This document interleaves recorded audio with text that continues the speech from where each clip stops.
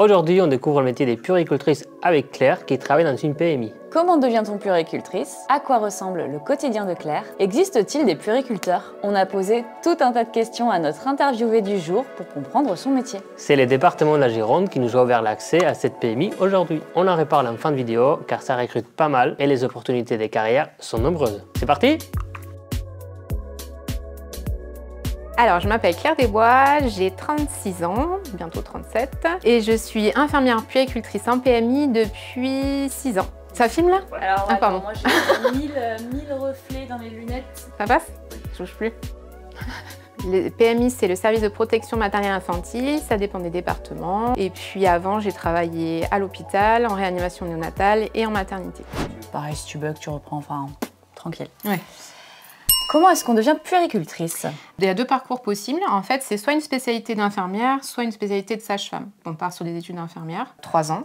Soit on part sur les études de sage-femme, donc c'est la première année de médecine, plus 4 ans après. Et après, eh bien, on passe un concours pour entrer en école de puéricultrice. Et c'est combien de temps l'école de puéricultrice? 1 an.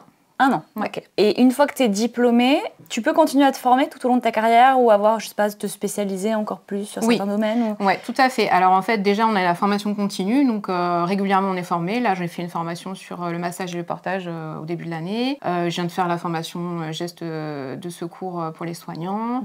On a même des formations intra. On est formé toutes sur l'allaitement maternel actuellement, parce qu'il y a des choses qui évoluent autour des enfants, de la parentalité tout le temps. On est formé tout au long de nos carrières. Et après, nous, on peut enclencher aussi des diplômes universitaires. Très bien. Ouais, ça c'est très chouette.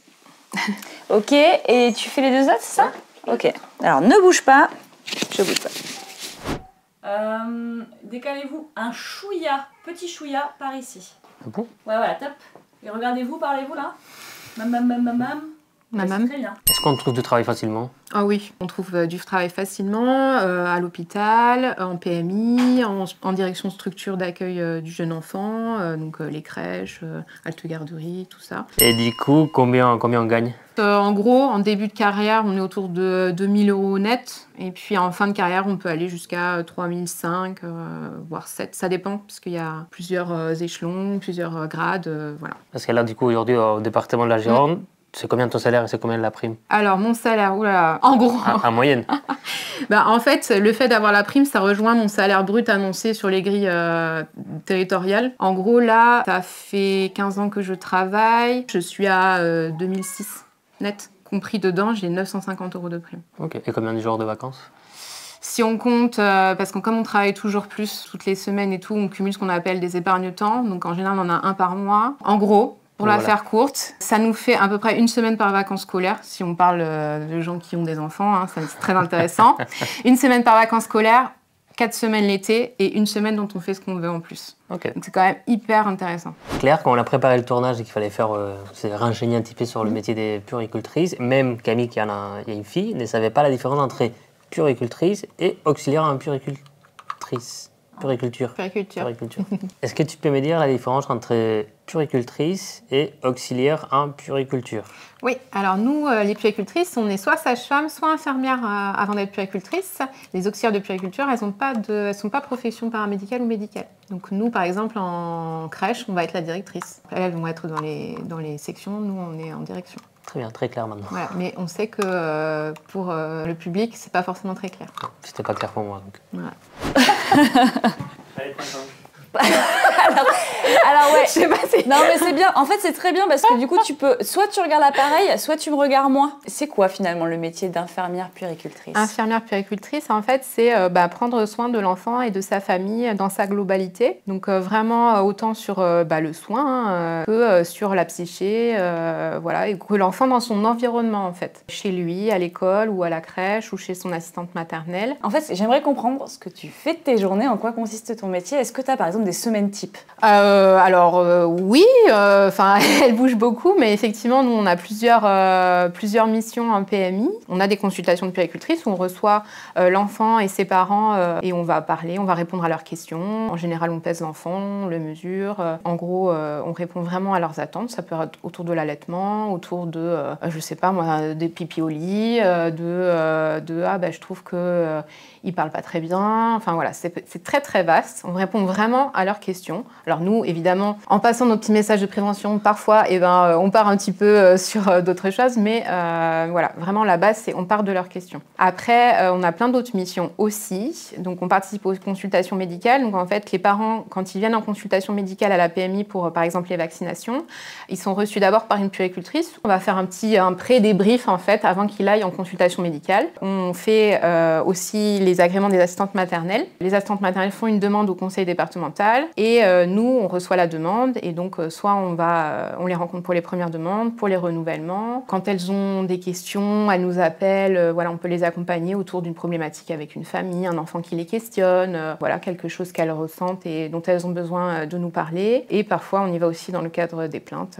voilà, quand on a des parents qui nous interpellent par rapport à un dysfonctionnement. Après, on va aussi dans les écoles maternelles. On fait les bilans de santé en école maternelle chez les moyennes sections. On passe une matinée ou une journée auprès des enfants et on va vraiment faire un point global sur leur santé. Parce qu'on découvre que finalement, les enfants, à partir de 18 mois, donc le dernier vaccin, ils sont beaucoup moins suivis. On vérifie les yeux, les oreilles, les dents. On vérifie leur motricité fine et globale. Donc comment ils tiennent un stylo, un crayon, comment ils dessinent, comment ils ferment des boutons, des fermetures, enfin voilà, comment ils courent, comment ils sautent, voilà. Et on dépiste en fait énormément d'enfants de toutes catégories socio-économiques. Tout ça, c'est dans la prévention. Hein. On travaille aussi avec la maternité la plus proche, donc qui est celle de Blaye. Donc, on participe au staff. C'est une grosse réunion en fait avec le gynécologue, les sages-femmes, où on va discuter des familles qui vont, des femmes qui vont accoucher et où nous, on pourra prendre la suite une fois qu'elles sortiront. Et après, on mène des actions de santé. On peut travailler aussi bien sur la Semaine mondiale de l'allaitement, sur la Semaine mondiale de la vaccination. L'idée, c'est vraiment de promouvoir la santé de l'enfant et de sa famille. Si tu devais choisir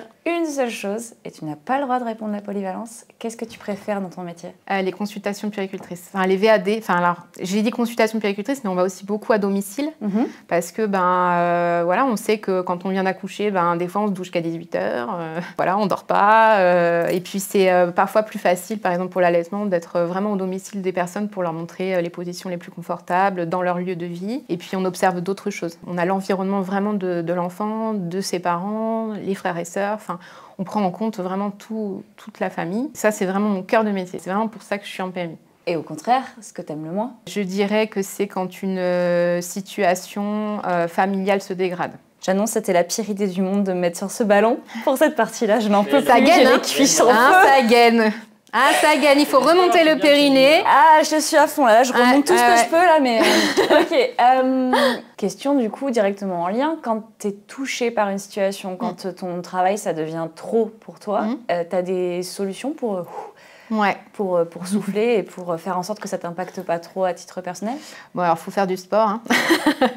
Non, alors déjà, entre nous, en fait, quand il y a des choses qui nous impactent trop, on en parle beaucoup. On a des réunions spécifiques pour ça, avec une psychologue qui nous épaule. On sait, hein. Là, moi, je sais que ce matin, j'ai une collègue qui est partie en visite à domicile chez une personne fragile.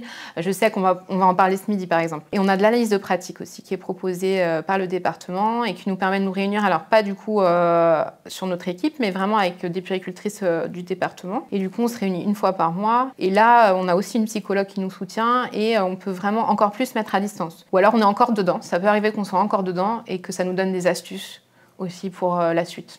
C'est bon, les cheveux sont ok, les reflets, verres de lunettes et tout ? C'est bon, ça tourne. Ok. T'as des enfants, toi ? Ouais, 2 enfants ? Est-ce que le fait d'avoir eu des enfants, ça n'a pas changé ta relation à ton travail ? Je doute pas que quand on n'a pas d'enfants, on puisse être une très bonne puéricultrice, mais par exemple, quand tu es face à des parents qui viennent te parler de problèmes de sommeil ou de choses comme ça, et que toi, tu l'as vécu, ça doit amener une autre dimension, non ? Beaucoup de compassion. Non, du coup, moi, ça m'a apporté encore plus d'empathie et vraiment beaucoup plus de vigilance sur justement la maman, le papa et le bébé, parce que on sait qu'on est vraiment, vraiment hyper fragile.